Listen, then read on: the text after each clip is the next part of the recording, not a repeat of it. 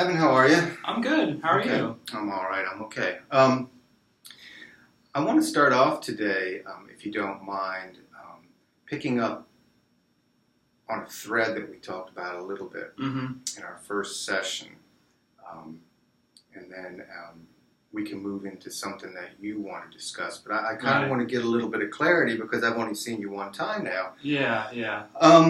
And my question. What I'd like to try to gather some information on is you said your parents divorced when you were 10, correct? Yeah, correct. Okay. And you lived with your mother afterwards? Mm-hmm. She had custody? Yeah, well, I mostly lived with her. It was, well, actually, hold on. So, yeah, when I was 10, they were divorced, and then they both had a split custody. So, 1 week I was over there, and then another week I was at my dad's, and then, I don't know if it's under Maryland law or just or just the whole country in general. But when you're 16, you get to kind of choose how much you go to either one. So once I turned 16, it was practically 3/4 of me going to my mom and like my dad's here and there. I mostly went to her once I turned 16, and it was no longer a 50-50 kind of thing of my choice. So okay, yeah.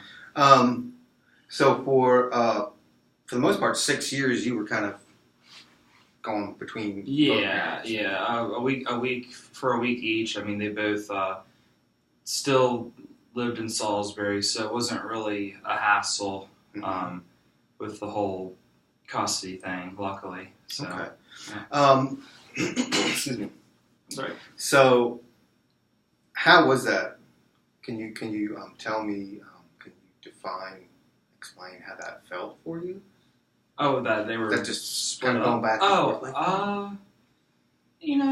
I didn't really mind it that much. I guess. I guess in a way it wasn't too much of a difference. I was still kind of a hermit at either one, so I didn't really think too much into that, actually. Okay. Do you remember if either of your parents were trying to get you to become more social, or did they allow you to just, as you put it, be a hermit? I think my mom encouraged me to be more social a lot more than my dad did. Yeah. So your father just sort of let you be? Yeah. And your mom, do you remember what she wanted you to do? Was there anything specific, or was it just, hey, go out and play, or? It was basically, like you said, go out and play. Where she lived at, there wasn't a whole lot of kids in the neighborhood, so to speak, and I was just like, I'd rather just stay inside and just keep to myself. Sometimes I'd go out and enjoy the fresh air and longboard and stuff like that. Just riding around with that a little bit, or skating around, whatever you want to call it. So okay, and this was around her neighborhood. Yeah. And when you did this, were you by yourself?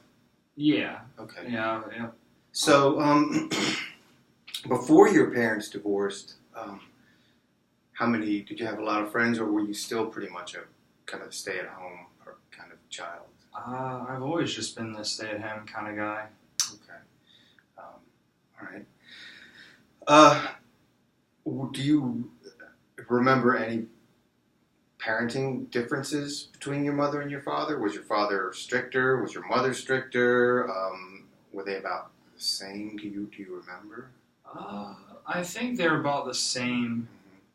I was just a lot closer to my mom than my dad. Okay. My dad just seemed more distant than my mom did. Do you have any reason why he was distant? Have you ever talked to him about it? No, I never. No, I never. Maybe I should, but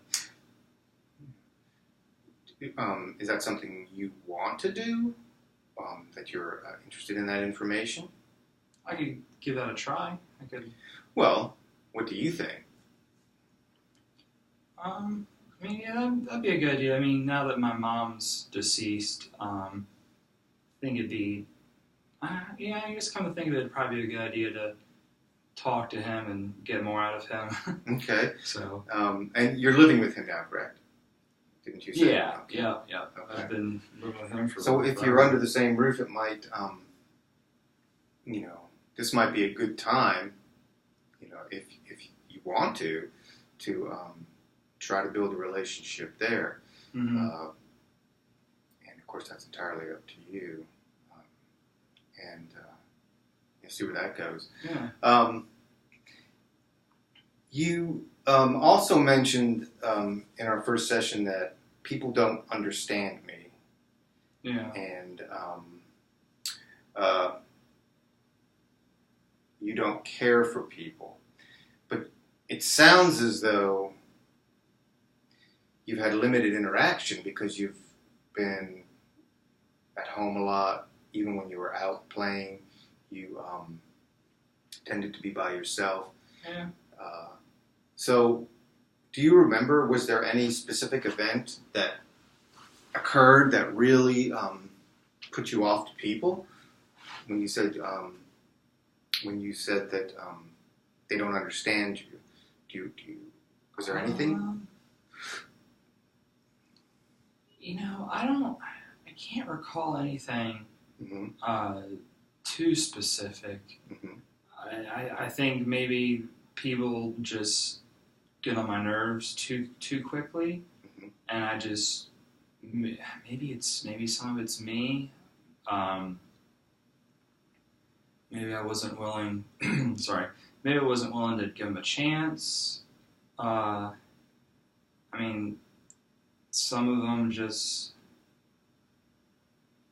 I don't know if there's really any one defining moment. I think it's just a whole series of me.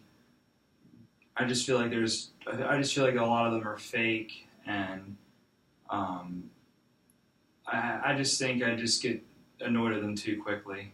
Maybe that's what it is. I don't know. Okay. What I'm hearing then is that limited interaction with people. Mm-hmm. The interactions you have had were people were they got on your nerves. Yeah. But you also said maybe you didn't give them a chance. Do you feel as though maybe you're judging too quickly? Yeah, that could be it, but it's in a way it's kind of hard not to when I see one person act different by himself versus him being with his friends. Yeah, maybe I'm just not a people person after all. I don't know. Okay, so what I just heard was you find people to be, I guess the way I would put it is not genuine. And what I mean by that is they act different with this person and then they act different with this person so that they have almost like they're wearing masks and they take one off to act for somebody, another for somebody else, and they're not genuine. They're not themselves all the way through. And do you find that because you used the word phony, I believe? Yeah, so I did. Yeah. Is that or fake or same thing? Right. Yeah. And so is that what you would define as phony or fake? That they're not genuine? I'd say, well, maybe not just because they're genuine, because I think that some people are more genuine than others. Mm-hmm. I just mean fake as in they act different around other people and stuff like that. Like, say I'm talking to one of my, like when I went to school before I dropped out, there would be a classmate of mine, and me and him would talk here and there because he sat right next to me, Mm-hmm. and he seemed decent. Like, I mean, he seemed like a decent human being, and Mm-hmm. but then when I go into, let's say, like lunch, for instance, or gym or something, he would just act completely different with his buddies, and they would just be real, like, immature and kind of like self-absorbed people, and I'm like, ugh. So, Okay. yeah, that was just. I mean, that's not the one defining moment that you asked me earlier. That's just kind of how I mean, that's basically how I felt about my peers growing up and everything. So. Okay.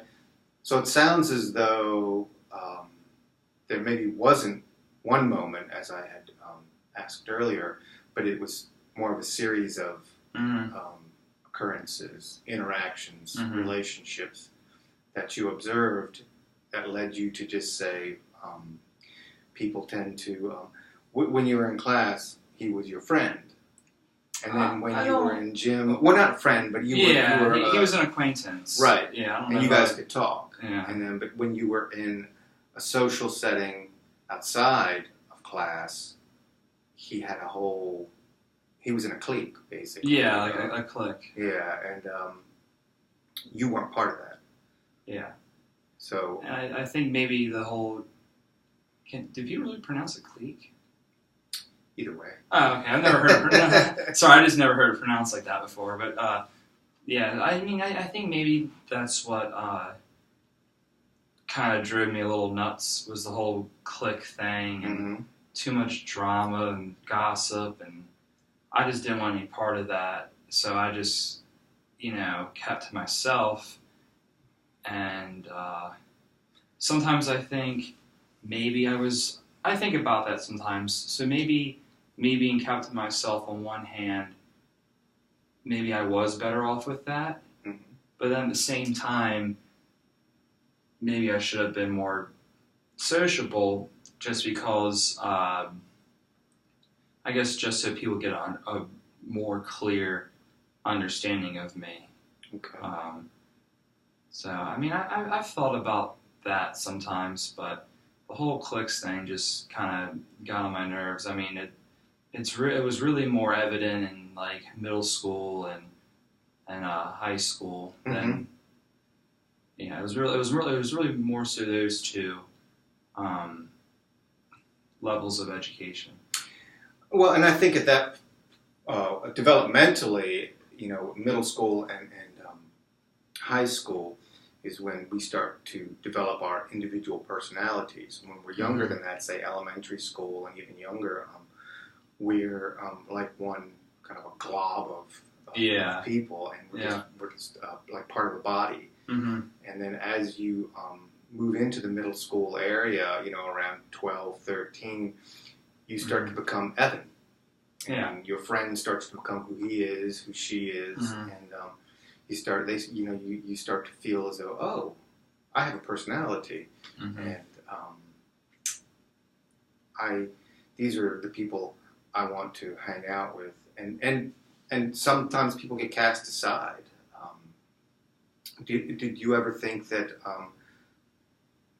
when you moved into the middle school, when you said you started to notice it, do you feel as though you knew people in elementary school, and when you went into middle school, they were just different? Or, I mean, and I don't want to put words in your mouth. How did you envision that transition from elementary to middle school?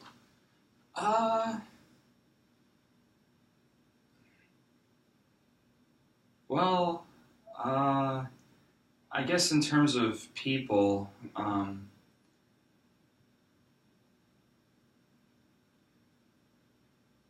trying to think.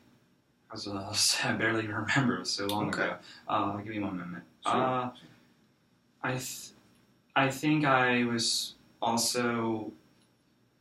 I was kind of interested in a way, because I'm like, middle school, that's a whole new world for me. But at the same time, I'm like, ugh, there's going to be more people. Mm-hmm. So I kind of was trying to brace myself for that. Okay. And the other thing, too, I was also worried about being late to classes because in elementary school, they don't really give you a lateness, or I mean, they basically don't give you a lateness for that sort of thing. Mm-hmm. And then middle school, it's like, oh, you have 3 or 5 minutes to go in between each class, or else you get docked off. And I was actually worried about that. Okay. Just little things, but at the same time, I was like just thinking to myself, like, oh, there's gonna be more people, and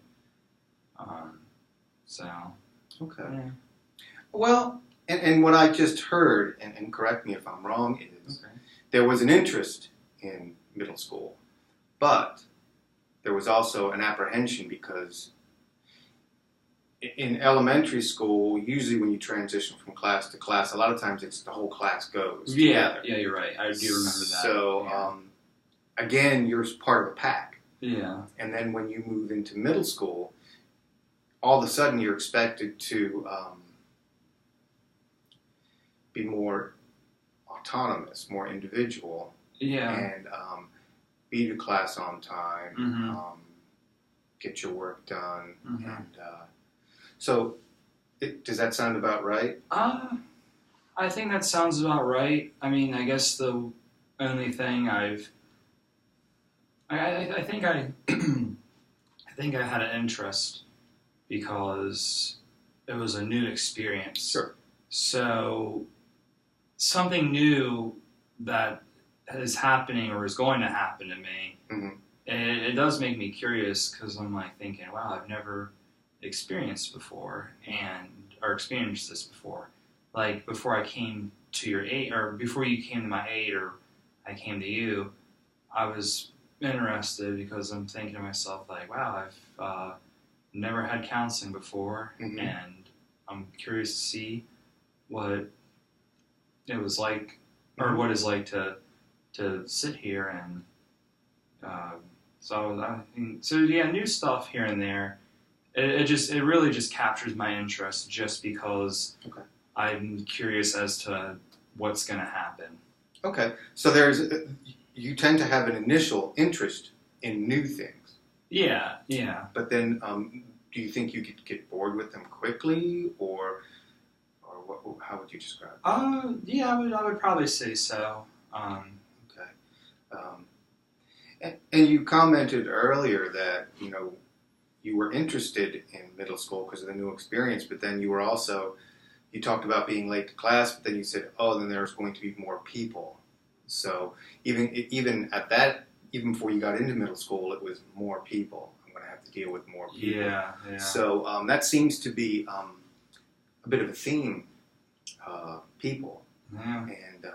And okay, so.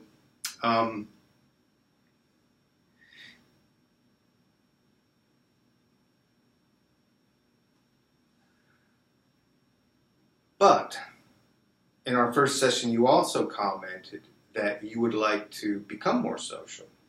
Yeah. So, I would ask you, do you know why you want to become more social? Well, I think the reason why I would want to is maybe that would create more excitement. And my dad also gave advice about that kind of stuff. What kind of stuff? Oh, well, he was just saying a couple of years ago, Evan, you can't live in your room forever. Okay. And he said the good thing about being social, because my dad knows a lot of people, the good thing about being social is that, how did he word that? Is that it creates networking, and then he said, which that turns into job and career opportunities possibly, or just jobs in general, and that's how he has gotten his jobs throughout the years, because he just knew people. Sure. So I thought that was pretty good advice. Right, but it sounds like, if I'm hearing you correctly, he said you can't spend the rest of your life in your room. It sounds like you've spent a lot of your life in your room. Yeah, I've been so locked in there, like playing games and or just get on that Xbox. Right. And which is interacting with. Do you game with people, or do you game alone? Sometimes I would game alone, and sometimes I would game with a couple people. Okay. And the thing that's funny about that is that it seems like I get along with people online that I've never met in my entire life, more so than people that are right there in front of me in Salisbury, Maryland. So it's kind of funny how that works. Well, okay, and relationships with people can be messy. Yeah, especially when you're face to face. Yeah, maybe that's when when you're doing it through a medium such as a game. It's there's not the face to face contact. There's a wall. Yeah, you're right. So you don't have to. You're gaming with them. You're not dealing with their breakup with their girlfriend or their relationship with their parents or they lost a job. All that stuff is not an issue when you're playing a game. Right. So, as I say, relationships can be very messy. Yeah. And it takes some effort. So, and if you've spent most of your life doing things through the medium of gaming or, having just a few friends, because you had mentioned that sometimes you get your friends, you push them away, and the few friends that you have that you've reported having. Yeah. So we have a little bit of work as far as getting you to interact socially. It's very doable, absolutely doable, and we're going to probably have a few assignments for you to work on. Okay. And in order to get you out there a little bit. And it's probably going to be uncomfortable. Well, what are the assignments? Well, we'll discuss that towards the end. But what I want to ask you is, how do you feel about shifting into uncomfortable situations and positions? What are these? Oh, you said you would discuss it later. Yeah. Yeah, I'd be open to it then. Okay. So, and as we discussed a little bit earlier, it's one of the goals you had was to become more social. And so you're open to putting yourself out there a little bit? Yeah, I would say so. Okay. All right. Now that is definitely something we're going to go over. You also said last time, and one of the reasons I'm asking this is you had mentioned about pushing your friends away and you're tired of friends, and you said, and I'm paraphrasing that, hopefully it'll get better eventually. And we can talk about this for weeks, months. Yeah. And what I think you need to do is actually do some assignments and participate, and not just talk about it, but actually do something and be about it. Yeah. Do some behavioral changes because you can gain insight. Yeah. But unless you're actually practicing, you can talk. I can talk to you when we can discuss swinging a baseball bat, how to hit a baseball. But until you actually get in the batter's box and look at a 90-mile-an-hour fastball, you don't know. There's a big difference. So that's why I'm trying to gauge: are you ready to step into the batter's box? Well, that's a pretty good metaphor. I would say so. I think I'm gonna have to. You're gonna strike out sometimes. Yeah. You can't hit a home run with every swing. So I think I'm gonna have to step in and try to see what I can make out of myself. So. Okay. And some people are going to brush you back. They're going to throw it inside. Yeah. Back you off the plate if you start crowding it. So, and that's, you're going to, okay, I don't want to face that person anymore. Yeah. So you're going to have to, we're going to have to work on some, recognizing that not everyone is healthy. Yeah. So you're asserting that I'm going to be facing different pitchers metaphorically. Absolutely. Okay. Absolutely. Every time you encounter somebody, it's going to be a little bit different. So, and you have to, it's about adaptability and about recognizing, I like this person. Mm-hmm. They got issues like me. Yeah. But I like them. And, this person, not so much, maybe I need to move on. And as you participate, you'll be able to understand that. You'll be able to gauge that. Who do I associate with? Who do I like? Do I like quirky people? Do I like conservative people? Mm-hmm. Who do I? What's the group that I like to be a part of? Yeah. Or do I have a mix of people that I want to have? So it's something new, and you talked about having some excitement about new things. Mm-hmm. And what's good about this, Evan, is that it will change up. Yeah. Quite a bit. Mm-hmm. So it's never always the same. So hopefully that'll be able to hold your interest. When you shift gears a little bit here real quick, when you started at 16 staying with your mother, what was that like? Can you remember? Yeah. I think I just felt more comfortable with staying there more Mm-hmm. because I just felt closer to her, Mm-hmm. and she just seemed to be more caring. Mm-hmm. So it made, I just think staying there made me feel better than staying at my dad's. Okay.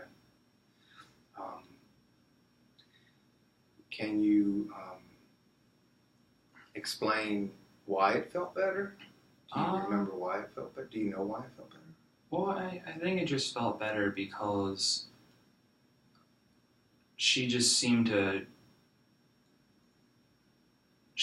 more, or she showed more initiative with being a supporter Mm-hmm. than what my dad did. Okay. How was she more of a supporter? Define supporter, Okay. if you can. Yeah, someone that's just there for you through thick and thin. Mm-hmm. Just someone who's got your back. And she would just, I'm trying to think of an example. Just like little things, like me being a kid saying, "Oh, Mom, I don't feel good," and then she'll just say, "Oh, well, here's this and this and this for you. That should help a little bit." Like, I'm trying to think of, like say like my stomach was upset, she would just say, "Okay, here's a Sprite that should help calm it down." Okay. So she, if you,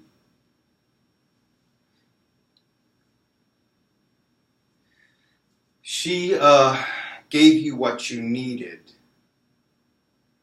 when you asked for it. Even when I didn't. Okay. And your father didn't do that. Not as much. Okay. Do you think that your mother doing that might be what's sort of causing a bit of a problem now with stepping out on your own, because there's nobody now that's giving to you even when you don't need it? There's no one that's reading you. So Yeah. and you're not you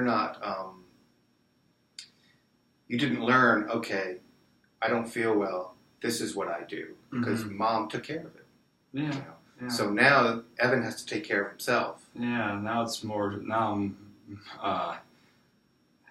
I think her passing made me feel more alone than ever. Mm-hmm. I get because of I don't know. Let's finish up. Okay. Well, I tell you what. Our time is almost up, and we will pick up talking about maybe a relationship with your mother Mm-hmm. next time. Okay. But I also want to show you this book that I think we're going to start working out of. Oh. It's called Change Your Thinking, and it's a cognitive behavioral book. Oh, okay. And it's very practical. It's got quite a number of exercises in here that I can make copies of. Mm-hmm. The tyranny of shoulds. I should always do perfect. I should never make mistakes. Oh, okay. Recognizing faulty thinking, irrational beliefs. And then something I'd like to start working on is this, a thought monitoring form. You know, a situation, how you felt about it, what were your thoughts, Yeah. what are your beliefs, Yeah. and thinking errors, Mm-hmm. disputing, how do you dispute those thoughts, Okay. and then what positive actions can you take. Ah. So we're going to pick up there next time we meet, and we will meet next week about the same time. Is that Yeah, good? that's perfect. We'll set up on the way up an appointment. Yeah. Okay. Yeah, I would love to. Okay. Thank you. Thank you, Evan.